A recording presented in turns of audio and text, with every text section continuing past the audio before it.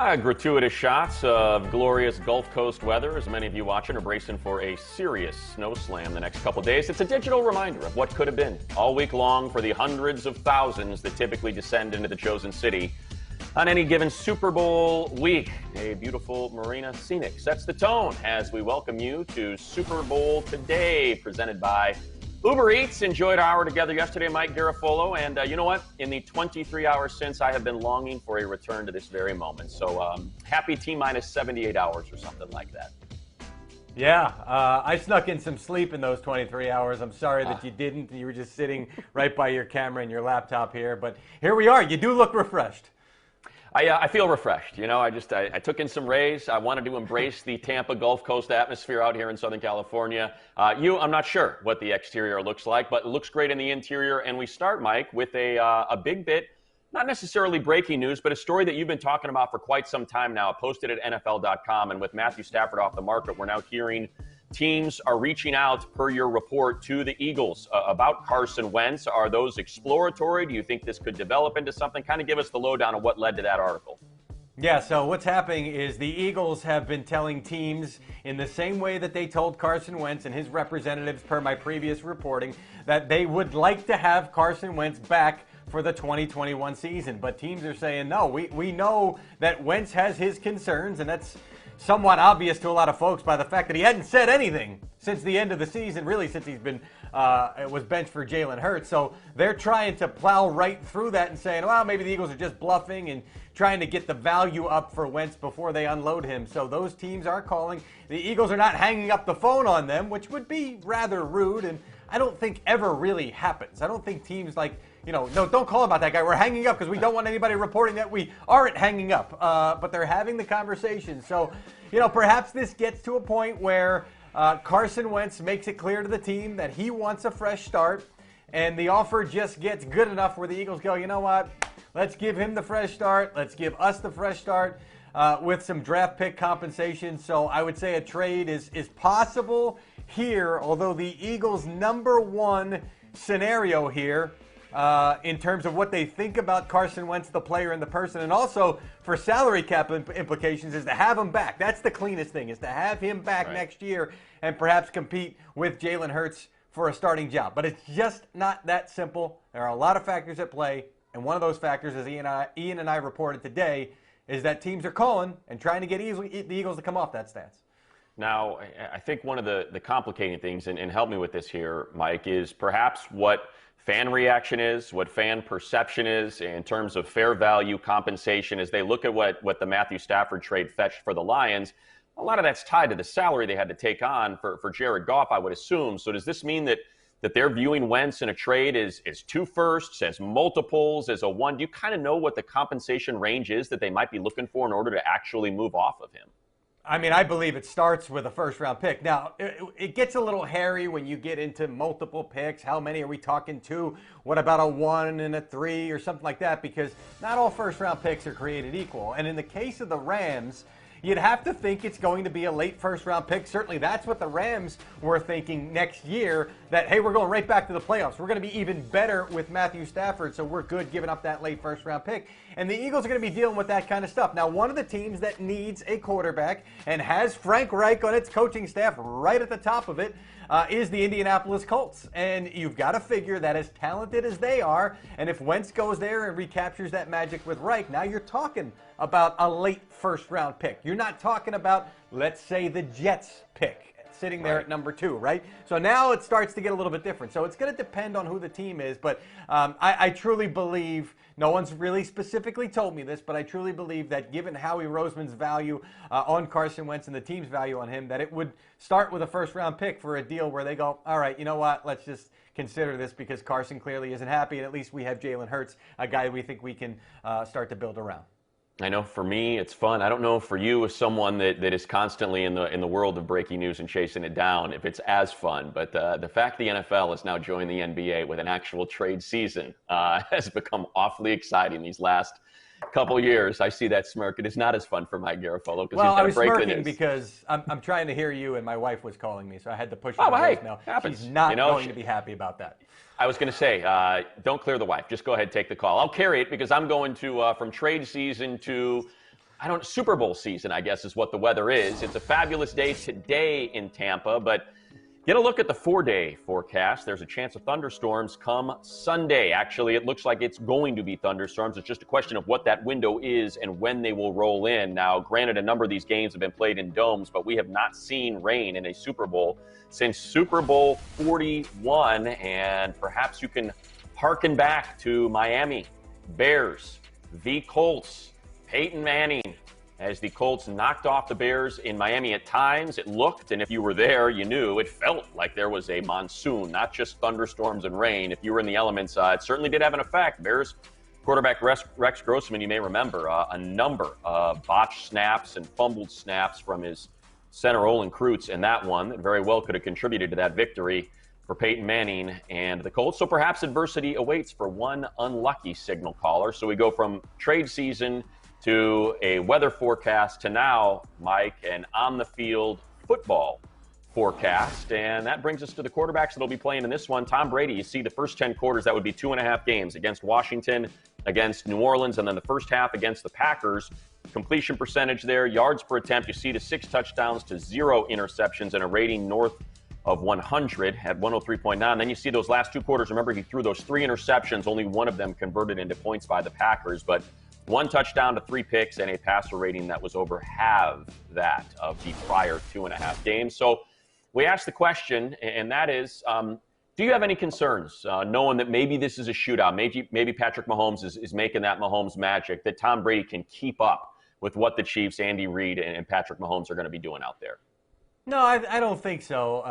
That's not the ideal game you want to play. You want to be able to run the football and work your play action off of that. And if you can run the football and have some ball controlling drives, you keep that Kansas City Chiefs offense off the field and try and keep them out of rhythm. Although, guess what? That doesn't always work either. But to me, if you're looking at this from the Buccaneers standpoint and saying if we get into a shootout, I want to find 81. And I hope he's healthy. I think he's going to play.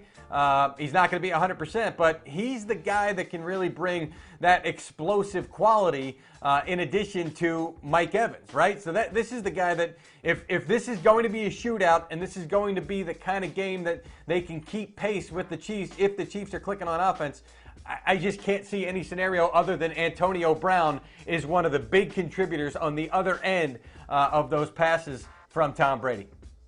I would just point to, the recency bias, right? You look at Tom Brady's numbers. The last 2 regular season games combined with the first 3 postseason games, and look at this. It's 320-plus passing yards per game, 15 touchdowns, and 4 interceptions. I mean, he put up over 40 in the final 2 games of the regular season. They put up, and I know there was a pick 6 in that Saints game, but they put up over 30 in each of the playoff games. So it's certainly something the Bucs are comfortable with. If they have to put up points, the offense can. I think what we do is we look so much at the defense because it is such a dominant unit out there and think about the method of keeping Patrick Mahomes off the field. But, man, it certainly feels like, again, maybe it's recency bias that Tom Brady in this offense with all those weapons is able to keep up.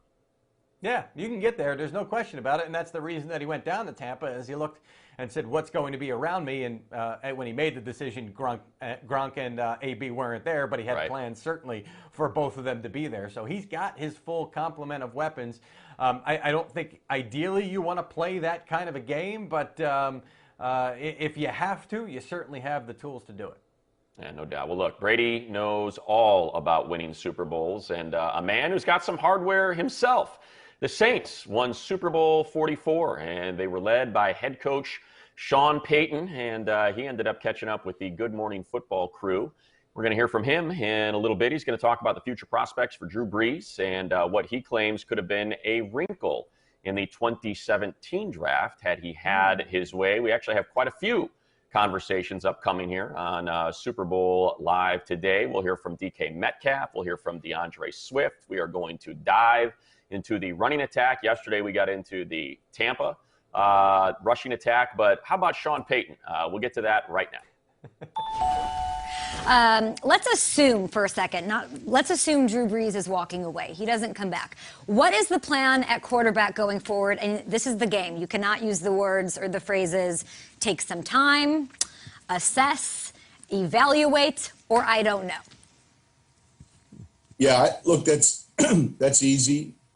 We had a great exposure for 1 year with Jameis Winston, and we didn't have a normal off season, but we had enough time to see what we had with him as a player, as a leader, as an athlete. I really like what we had a chance to see. He was a tremendous leader for this team, and that's hard to do when you come in new in free agency your first year as a backup quarterback. So that'll be an important check mark for us. And a lot of times you want to hold your cards closer to the vest, and he is a free agent, but him along with Taysom Hill, who's in the building. We've said it all along. We're gonna develop and coach those guys, and Jameis is one of those guys that we have a big interest in. And you guys also have fun in New Orleans, and whether it's wearing the school mascot uniforms or bringing in the mascots, over the years you found a way to make football fun as well. You also love the quarterback position. Obviously, with Drew Brees all those years. You were pretty candid after the 2017 draft that you were a fan of Patrick Mahomes as well. He's a Chief, he's not a Saint, but can you give us some insight on what makes Patrick Mahomes so special as we look to the Super Bowl on Sunday? Yeah, we spent a full day on that campus, and when you go in with the owners playing and it's the assistants and the head coach, there were just a few things. You see it all on film, and we send them the game plan the night before, study it. We're going to visit with you on it tomorrow in Lubbock. We came away from there like just blown away, impressed. I know I had made the comment that that's the best quarterback. That's the best college quarterback I've ever evaluated. And so then you're just trying to stealth out of the airport with no one seeing you, not stopping at a coffee shop, not getting any picture taken. You're just on to the next school like we didn't even go there. And yeah, there were all the other checks, all the other things that you can't see on video. His personality is fantastic. He's one of those guys that's probably always hanging out in the gym when he was in high school. He comes from an athletic family. He's got a bright smile. It was all there. And to see the success he's having. We were picking 11. Andy went to 10, and as soon as that trade took place, we knew that was for Mahomes, and we were staring at Lattimore and Mahomes. So those were two good scenarios, but he's fun to watch and certainly tough to defend. Coach, we'd love to talk quarterbacks all day, but tell us what you have going on with Zebra Technologies and how they can help give teams an edge on Sundays. Yeah, look, it's our league partner. So Zebra works with the NFL. They give you the next-gen stats. They're the ones giving you miles per hour. We spend a lot of time relative to our practice, and it's just the simple chips in each quarterback's shoulder pad. So, look, my coffee this morning that I bought at Starbucks, probably had a barcode that they swiped. That's Zebra. And so they've kind of jumped into the sporting world. They track players in a gridded area. So every football stadium this year, every playoff game, the Super Bowl will be basically wired with the players wearing chips in their shoulder pads. And that just gives, number one, it gives the production crew a unique perspective when they're talking about speed, acceleration. It can also give them information relative to field goals, ball spin rate. The chips are in the footballs. We're going to see more and more of it with officiating, I'm sure, as this technology grows. Well, you talked about the exploits of Patrick Mahomes at Texas Tech. How about Patrick Mahomes in the NFL postseason? Here are the playoff career numbers for Mahomes. First in yards per game, first in passing touchdowns, first in passing touchdowns to interception ratio, and first in passer rating. That's all. Minimum 200 pass attempts, just leads in those four major passing categories. So Mike, if you're a defensive coordinator, is there any one particular thing that is making you, much like I was up last night, all night, thinking about this particular broadcast that keeps you awake when it comes to what Patrick Mahomes does? I just, first of all, I go back to Sean Payton saying that they were going to draft him. What he did say, and I'll give him credit for this, in 2018, before that season, before Mahomes really took off, he said if the Chiefs took Lattimore, Marcus Lattimore, they would have taken Mahomes. Now, he also did say after the draft they were exploring trading up, but not for Mahomes, for Lattimore. So there's a little bit fuzzy there, but he did like nuance. Mahomes in there. And you know, it's what makes him so difficult to defend is one of the things that you want to do to a quarterback to disrupt him is bring pressure. And I remember having this conversation with a Chief source just a couple of weeks ago. I said, what's the most underrated part of Patrick Mahomes? The part that we don't talk about at all. And he said, he always knows where the pressure is coming from. Now, he doesn't always react to it the right way. And Mahomes has raised his hand and said, sometimes I bail out of pockets too quickly when I could really hang in there a little bit longer when I watch the film later on. But he's never fooled by it. So on top of all that talent, that ability to throw the no-look pass, to improvise, to throw left-handed, and just that natural ability even when he's just standing there and throwing a boring old regular pass, on top of all that, it's the cerebral part, the part that Payton was talking about when they sent him that game plan and then had him spit it back to them the next day. That is what makes it basically a cheat code for Patrick Mahomes.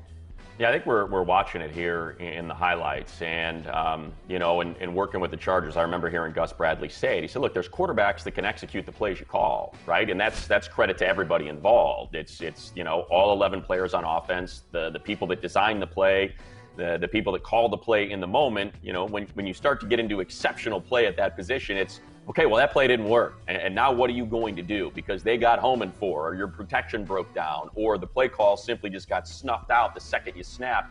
Nobody does it better. I mean, there is nobody that is able to overcome failed play calls than Patrick Mahomes. And the one thing that repeatedly, you know, we saw in calling games with him 2 times a year is his legs, you know, and I think you saw it there too, but it ends up coming up more often in the postseason. If you look at the number of rush attempts, the number of rushes on 3rd down, the first downs picked up on 3rd downs, those increase in the postseason. And I think it's almost like he's just sitting on it, right? And he's saving it. And you know what? It's smart, right? You don't want to take shots from the defenders over the course of the season where you might be able to get injured. You save that for the postseason. And that's what you end up getting, I think, a lot in a lot of these games is, you know, you get 3rd and it's almost like 3rd and 6 doesn't worry you as much as 3rd and 21 with him. You know, when you have those long distance to goes on 3rd down, he always seems to overcome them. By the way, I'm watching these highlights that we were just rolling there, and I'm looking at the Saints, and I'm seeing Marshawn Lattimore. And in my head, did I say Marcus Lattimore earlier? I feel like I said Marcus. I think I had the wrong Lattimore, the wrong M Lattimore. Yeah. It's Marshawn Lattimore. You know what? I heard Marshawn, but you know what? We love the Gamecocks. We love Ohio State. We love all college football and all Lattimores. And you know what? We would have loved to have seen Marcus Lattimore in his storied career. They all work. Now I've got these beautiful visions of SEC football and what Marcus Lattimore was able to do running the ball. All right, well, that's Mahomes. That's Sean Payton and perhaps what could have been. All right, now I know what I'm supposed to do in setting up the rest of the show. When we return, if you are seeking the most swole of all swole daddies in the league, we've got something for you. DK Metcalf going to check in with Super Bowl Live next. Go do some curls.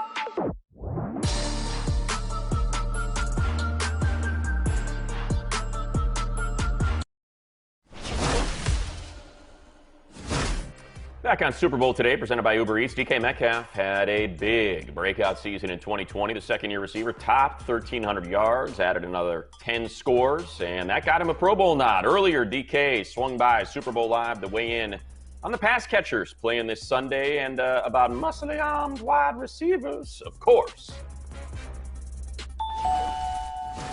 Now, DK, when you came into the league, there were guys, specifically myself, who were questioning the impact DK Metcalf would have in the league. And you made us all look very stupid, DK, if I got to say it plainly. And it's a big reason why I'm sitting at home on a home cam and everyone else gets to fly to Tampa because they only want to take the smart analysts there. But beyond that, you've made a ton of plays in your career. You've shown that you are the guy in Seattle. But you also made a play in the Pro Bowl Madden that had all of everybody going crazy. Let's check that out really quick. Look at tires, Bubba. Unbolt them. No, that get the tires.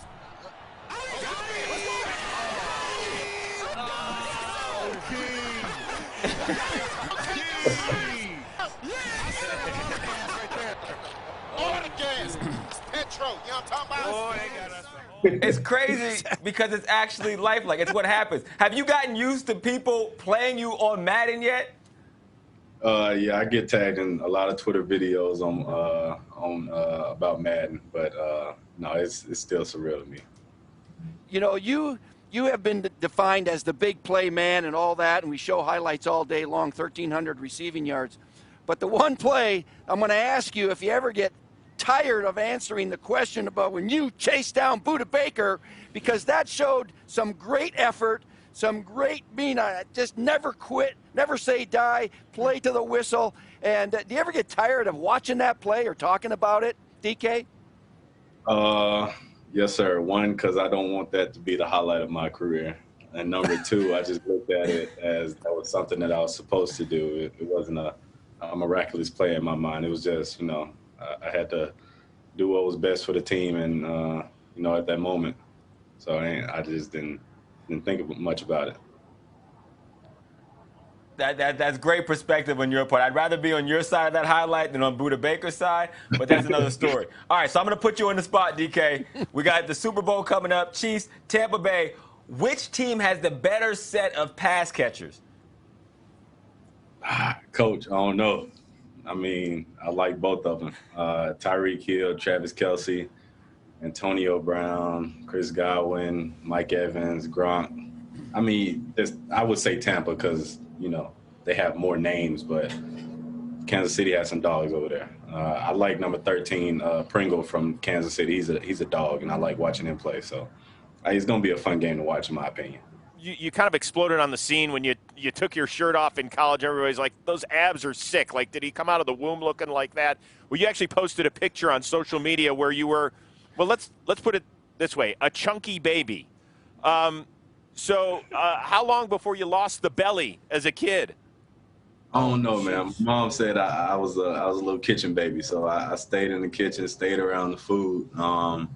I think I got fit when I got to college. I didn't always look like that on the right. That's a great picture, though. Wow. Man, you better keep that one in the house. That's some good stuff. Before we let you go, let us know how we should all refuel with Gatorade. What do you have working with them these days? It's the new Bolt 24 off the field drink. I think it's going to be the MVP drink of the off season for me. Just with the ingredients that it has, no artificial flavors or sweeteners, has watermelon water to help you recover faster. So, after every day, I'm just going to pop one in, 24/7 hydration, and, reap the benefits during the season. So can you guarantee that if Mooch drinks Bolt 24 that he'll get ripped abs like you have? So if you drink Bolt 24, you may look better than me.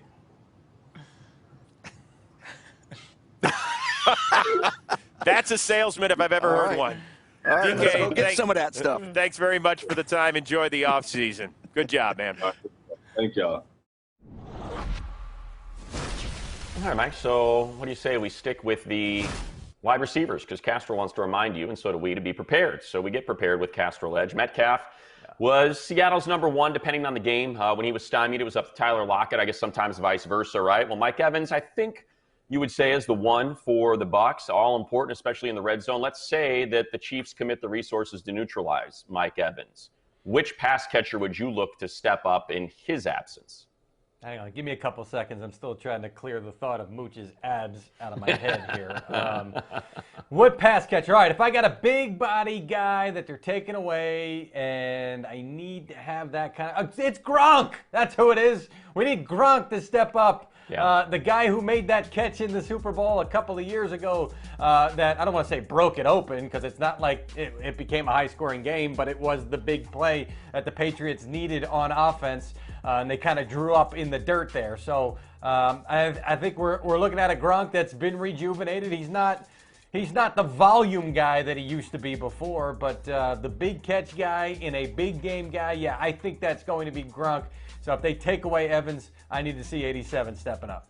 That's a great point, and you think about trust and red zone, and I don't know what Gronk can continue to do anymore. He's not out there busting out, misdirection routes, but in the red zone, that's where Mike Evans has certainly done most of his damage. I guess I'll take the low-hanging fruit, and it's Chris Godwin. I mean, he's the playoffs leader for the Bucs in targets by 7.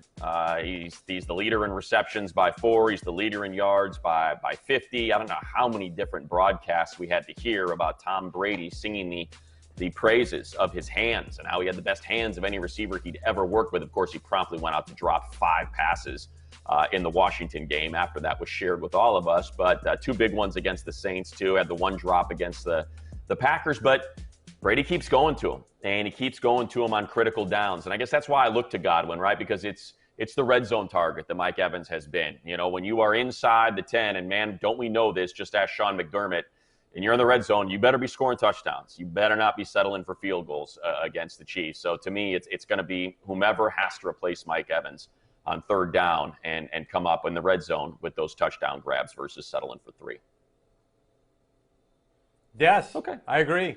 There we go. We all agree. We could have gone Cam Brate. I guess we really could have gone in any direction there. The guy's got so many darn weapons. All right, So that is Be Prepared, presented by Castrol. Which I wasn't right there. No, nor was I. I was still thinking about Mooch's abs because I got to see him in the green room in L.A. When we return, how do you bite a couple caps of the knee? How do you take a hunk out of your opponent? Well, you run the snot out of the ball. DeAndre Swift, rookie runner of the Lions, will join us next.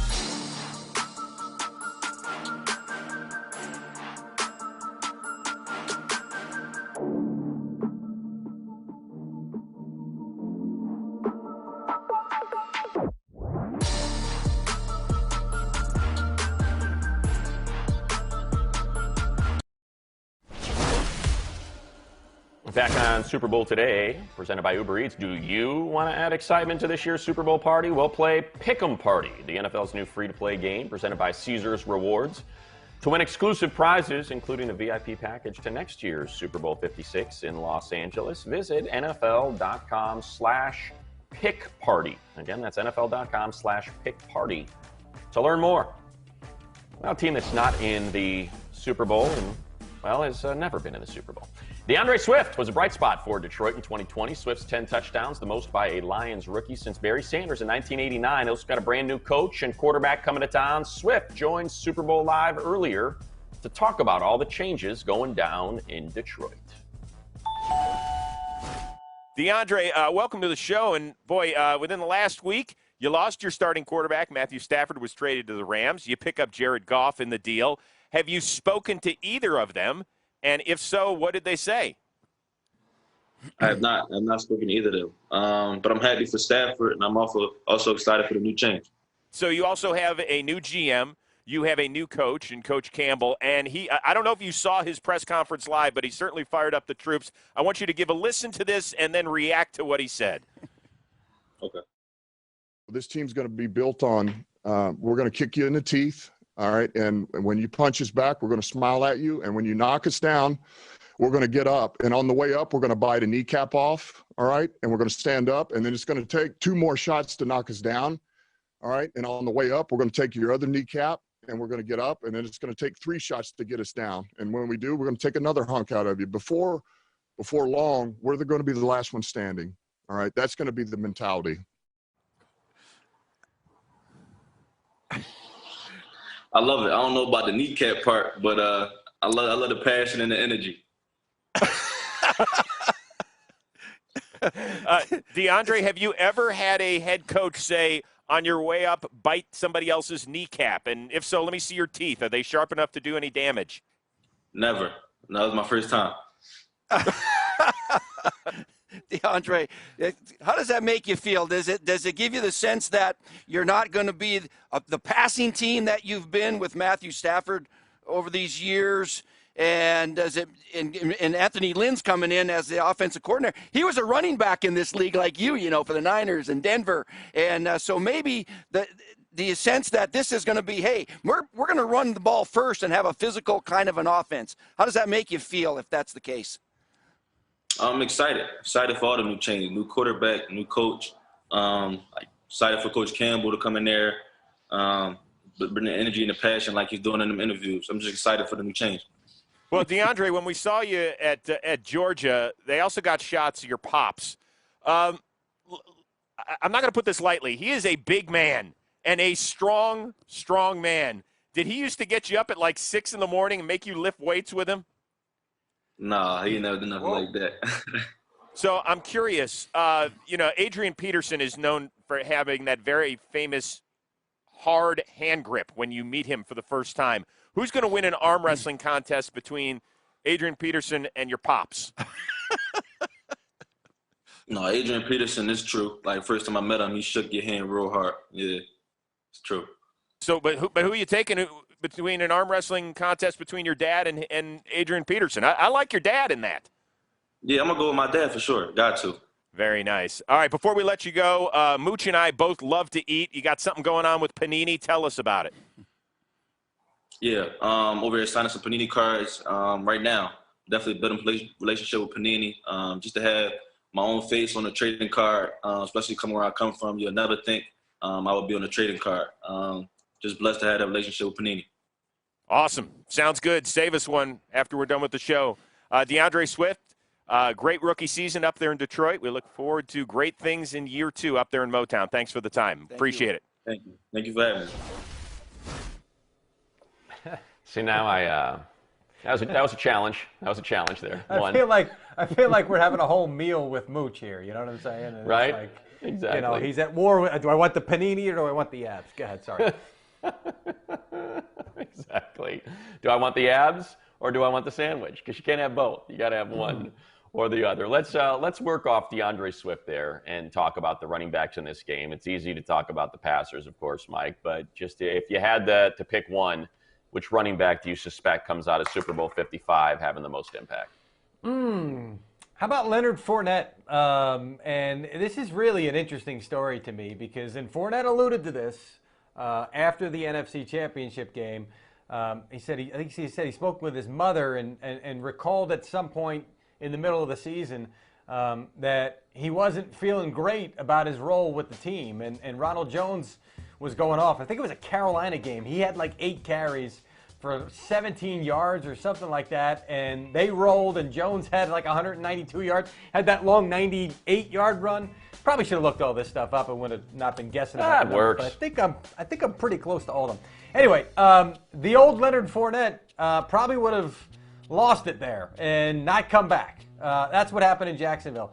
He had some talks with Bruce Arians. Now, I spoke to Buck sources this week who said he never requested a trade, but he had to have some talks with Bruce Arians, who told him, your time will come. And his time has come. And Ronald Jones is still there, and it's still a multi-threat backfield. But Leonard Fournette, I feel like this story here, this redemption story, because his time in Jacksonville was not pretty, could have a nice capper with a performance in the Super Bowl. Yeah, and look, he's got the highlight of the year, right, of the postseason. That run against Green Bay, the spin move, and all of it. I'm going to go other team, other sideline. I'm going to go Darrell Williams. You know, you can make a case that Damian Williams was the MVP of the Super Bowl last year prior to that, dramatic throw from Patrick Mahomes to Tyreek Hill. I mean, it was Damian Williams that was pacing them. He averaged 6 yards per carry in the Super Bowl last year. And I look at Darrell Williams now. Look at this. This is in the postseason, 130 rush yards, 5 yards per carry, a rush TD, not to mention another 25 receiving yards in the playoffs. See, it helped me, Mike, because they put them right on the screen for me. So I could just read right there with great confidence. And you see, he only had 169 rush yards in the regular season because it was all Clyde Edwards-Helaire. I don't know the physical state of Helaire. We thought maybe he'd be back here in the postseason, but it's been all Darrell Williams. We know that Andy Reid and Eric Bieniemy and that offensive staff, they are not adverse to throwing the ball into the gut of an undrafted free agent or somebody whose name you might not recognize, because they did it on the biggest stage last year. And the other reason why I take Darrell Williams is just because of the front of Tampa, right? This is something we talked about yesterday. We think that front four is probably going to get there pretty darn quick, considering you got 2 backup tackles in the game for Patrick Mahomes. And that means you're going to probably want to run right at them. If they're coming up field with their ears pinned back, then best way to neutralize that is to give the ball to Darrell Williams and let him run right at him. So I think that very well could just end up being predicated on what the game story is and what the lack of protection might be for Patrick Mahomes. Would be quite the twist if we've been talking about Kansas City's weapons and how does Tampa Bay keep up with them, play a ball control game. If Kansas City winds up playing the ball control game, and that winds up being the story. And listen, I know I will remember this moment and say Matt Money Smith called it. Yes, he was right there because they put the numbers on the screen and he delivered them with great confidence. That's what it's all about. Up next, it is award season, and NFL Honors is about 48 hours away. We expect Chase Young to be your Defensive Rookie of the Year. We were just talking about that front four at Tampa. He's going to stop by Super Bowl Live to offer up his insights on which pass attack he's going to back.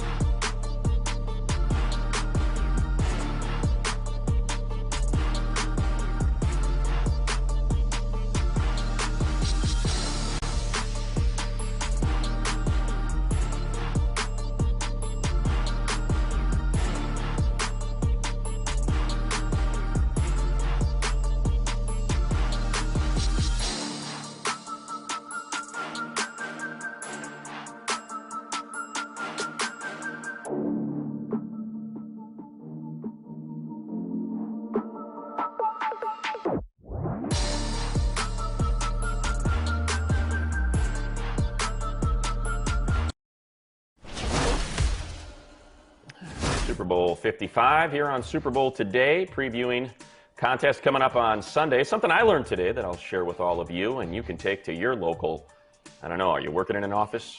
Maybe just share it with somebody in your family at the coffee maker in the kitchen.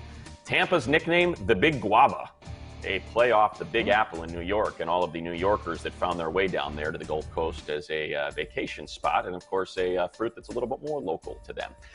So the Big Guava, thunderstorms, don't get used to this view in the forecast for Sunday. Chase Young squared off versus Tom Brady in the wild card round. He talked about that experience plus his rookie year with NFL Total Access's MJ Acosta-Ruiz. Now, listen, you're a clear front runner here for Defensive Rookie of the Year. What was your first season in Washington like, especially under a coach like Ron Rivera? Man, it was crazy. Just an inspiring man to be watching every day. Just to see how he, had treatments real early in the morning, and still came back and coached, with the same enthusiasm and energy that he always has. So that's just a testimony to the type of guy he is. No doubt. Ron's the type of guy that'll make you want to run through a wall for him if you could. Now, Chase, you went into Wild Card Weekend making it known that you had Tom Brady in your sights. What was it like going up against the GOAT? Oh, it was tough, man. It was I would say, opportunity that I don't take for granted. Just playing against a Hall of Famer, and just seeing what the best looks like. And just shows you where you really are. You guys shared a couple of words after the game. What did he say? What was that conversation like? Yeah, he told me great game, and I told him I needed something from him. He just asked me what it was, and I said I need that jersey. And I tried to say it real slick.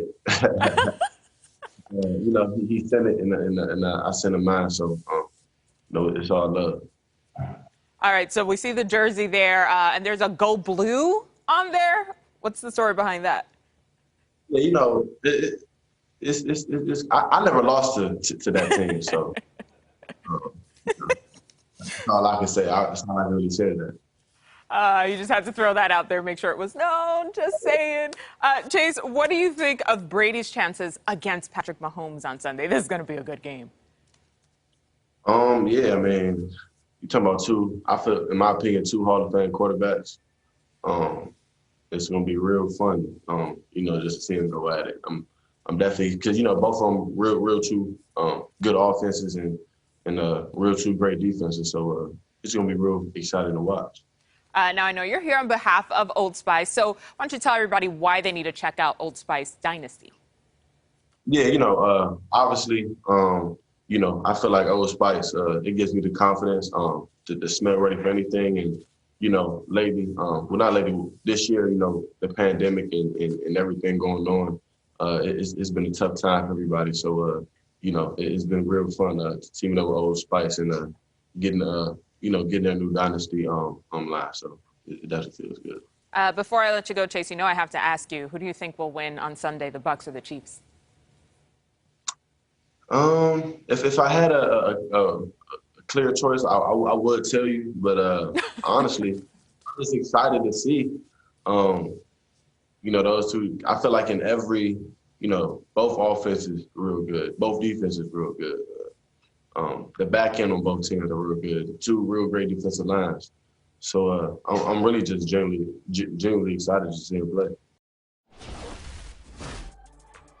So from a dominant individual defender that was part of a dominant Washington football team defense, here's the Bucs defense. You see the NFL ranks over the course of the 2020 season, top fives across the board in pressures, in sacks, QB hits, all important categories. So many defensive coaches tell you, don't pay attention to the sacks, pay attention to the sacks, hits, and pressures, and boy, do they have those, including that blitz percentage. So, Mike, when we talk about, dominant performances and what they're going to have to do, we kind of get to the key of what the Bucs will have to do and maybe a player to slow down that Chiefs offensive attack.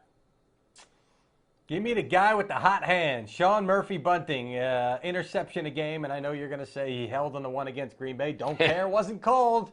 Because guess what? If it wasn't called, then it was legal.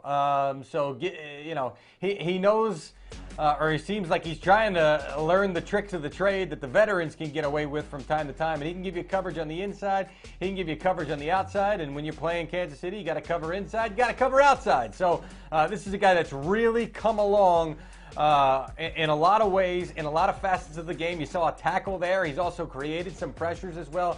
And he's been solid in coverage.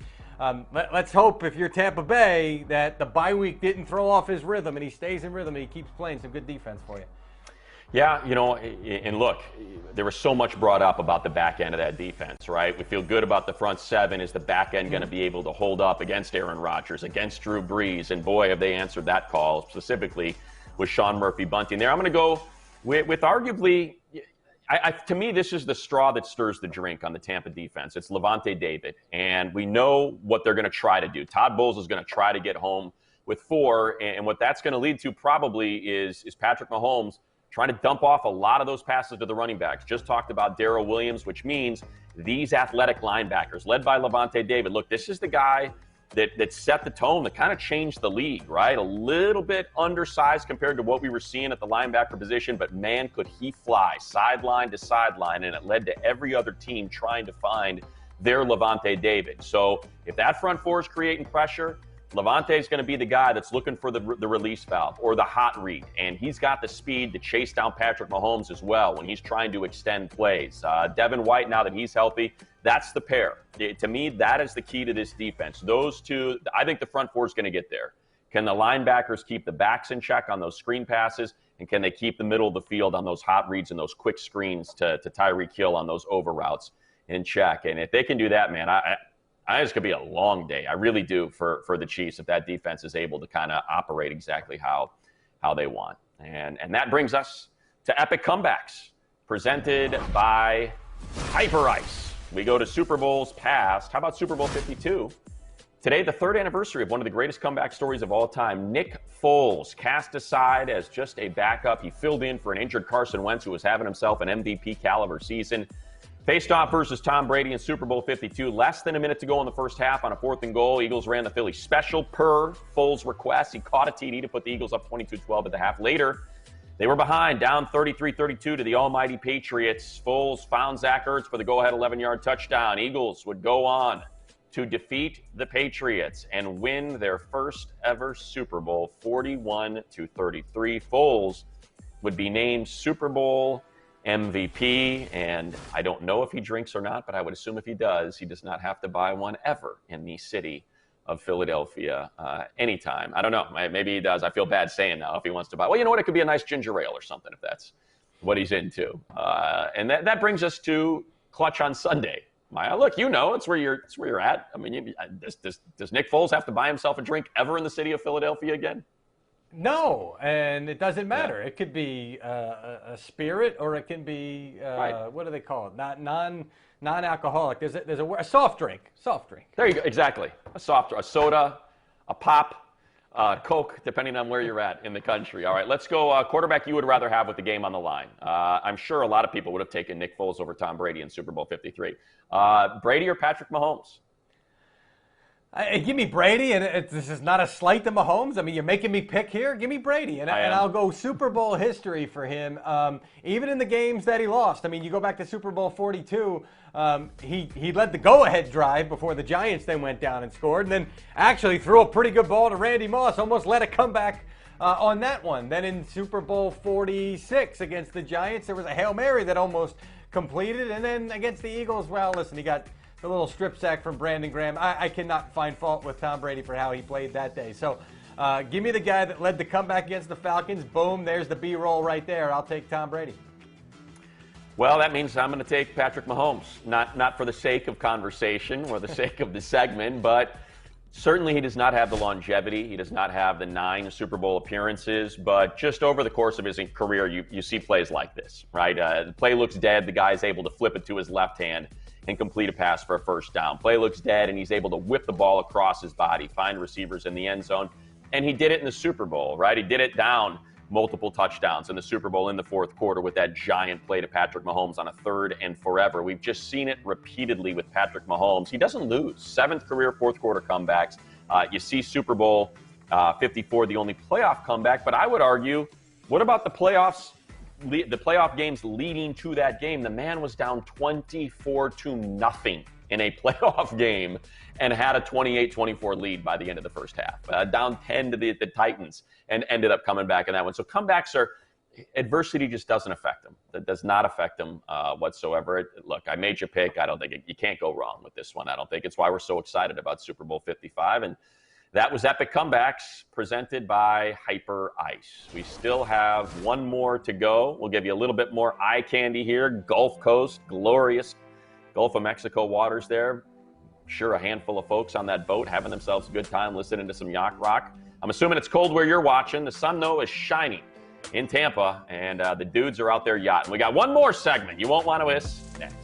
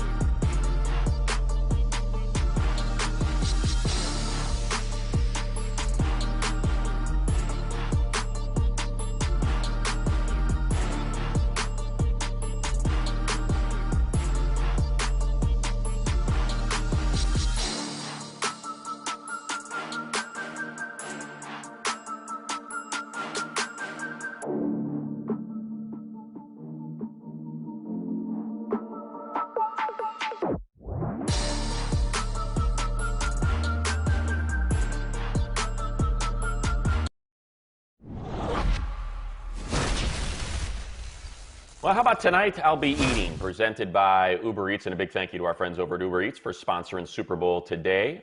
Mike, something you'll be eating come Super Bowl 55, and a player that it reminds you of.